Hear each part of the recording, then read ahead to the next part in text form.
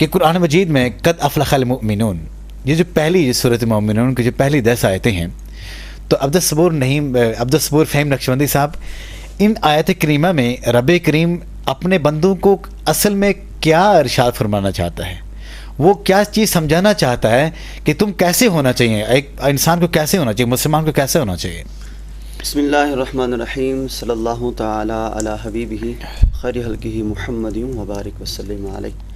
وہ کل عالم کے رحمت تھے، کسی عالم میں بھی رہ جاتے۔ وہ کل عالم کی رحمت تھے، کسی عالم میں بھی رہ جاتے، یہ ان کی مہربانی ہے کہ یہ عالم پسند آئے۔ سبحان اللہ۔ جس طرح آپ نے سوال کیا اعجاز بشیر صاحب، سب سے پہلے تو میں آپ کا مشکور ہوں کہ آپ نے اس پروگرام کے اندر مجھے بھی مدعو کیا۔ اللہ کریم ہم سب کا یہاں آنا، مل بیٹھنا اپنی بارگاہ ناز کے اندر مقبول فرمائے۔ آمین آمین آمین۔ سورہ مومنین کی پہلی آیات کے بارے میں آپ نے سوال کیا۔ یقیناً یہ آیات بینات بھی وہ ہیں کہ جن کے اندر مومنین کی صفات کو بیان کیا گیا۔ اور حضرت عائشہ صدیقہ رضی اللہ تعالیٰ عنہ، آپ کی روایت، اس روایت سے دیکھا جائے تو وہ فرماتی ہیں کہ جو یہ سورہ مومنین کی پہلی آیات ہیں، یہ بھی حضور علیہ السلام کا اخلاق ہے۔ اور یہاں پر مومنین کو زندگی گزارنے کا طریقہ اور سلیقہ سکھایا جا رہا ہے کہ تم نے اپنی زندگی کو گزارنا کیسے ہے، اور حضور نبی رحمت کے نقش قدم کے اوپر چلتے ہوئے اپنی زندگی کو تم نے گزارنا ہے۔ اب حضور علیہ السلام کی زندگی کیا ہے؟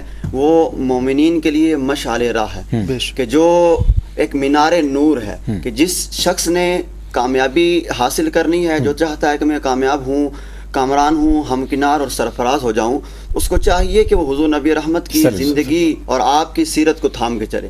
حضور علیہ السلام کا زندگی گزارنے کا طریقہ کیا تھا؟ حضور علیہ السلام کا اٹھنے بیٹھنے، چال چلن، انداز زندگی، طرز معاشرت حضور کا کیا تھا؟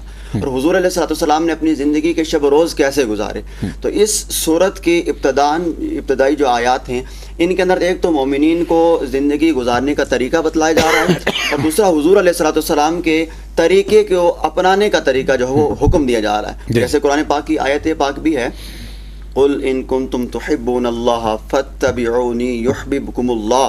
اے پروردگار، اے میرے محبوب، آپ اپنے ایمان والوں سے فرما دیجئے اگر تم اللہ کی جو ہے وہ محبوب بننا چاہتے ہو، اس کی پیروی کرنا چاہتے ہو، کہ فاتبعونی، تم میری پیروی کرو تو یحببکم اللہ، اللہ تم سے محبت کرنا شروع کر دے گا۔ تو گویا یہ جو آیات بینات ہیں، ان کے اندر جو حکم دیا جا رہا ہے، اگر اس آیت کو اگر ہم اس کے سامنے لائیں گے تو یقیناً یہ بات ہمارے سامنے کھل کر آ جائے گی کہ اللہ ہمیں بتلا کیا رہا ہے۔ اللہ بتلا یہ رہا کہ فقط تم نے ایک ہی کام کرنا ہے، خدا کی رضا چاہتے ہیں دو عالم، خدا چاہتا ہے رضا محمد۔ بس میں یہی چاہتا ہوں کہ تم نے میرے محبوب کی اتباع اور اس کی پیروی کرنی ہے۔ اگر تم اس کی پیروی کر دو گے تو کوئی یہ چھوٹی بات نہیں ہے، بہت بڑا مقام ہے۔ اس کی پیروی کرو، میری چوکھٹ پر آ جاؤ، میں تم سے محبت کرنا شروع کر دوں گا۔ تو گویا اگر ہم اللہ کے محبوب اور اللہ کے محب بننا چاہتے ہیں، ہمارے لیے ضروری ہے کہ ہم حضور علیہ السلام کی اتباع کریں، ان کی پیروی کریں۔ حضور نے اپنی زندگی کیسے گزاری، میں ایک چھوٹی سی مثال دے کر اپنی بات کو کنکلوڈ کرتا ہوں۔ حضرت عائشہ صدیقہ فرماتی ہیں،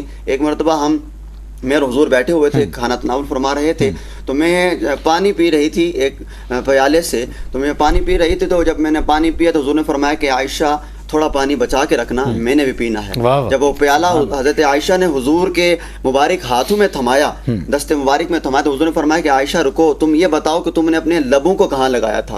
تو حضرت عائشہ نے نشان لگا کے بتایا کہ یہاں پر لگایا۔ حضور نے پھر وہیں جس جگہ پر حضرت عائشہ نے اپنے لبوں کو لگا کر پیالے سے پانی پیا، نوش فرمایا، وہیں سے حضور نے حضرت عائشہ کے لبوں کے اوپر اپنے لب رکھ کر پانی کو نوش فرمایا اور بتا دیا کہ جب آپ نے اپنی ازواجی زندگی گزارنی ہے تو آپ کے اخلاق کا لیول یہ ہونا چاہیے۔ پھر ہمیں دیکھنا چاہیے کہ ہماری زندگی کے اندر، ہمارے اپنے گھر کے اندر ہمارے اخلاق کا لیول کیا ہے۔ اگر ہم اس کے اوپر تھوڑی سی میں کھل کے بات کروں انشاءاللہ، پھر اگلا آپ کا سوال آئے گا تو کھل کے انشاءاللہ اس کے اوپر بات کریں گے۔ لیکن یہاں پر ہمیں یہ بات ذہن نشین رکھنی چاہیے کہ حضور سرور عالم صلی اللہ تعالیٰ علیہ وسلم کی زندگی کا ایک ایک لمحہ ہمارے لیے مینار نور کی طرح ہے۔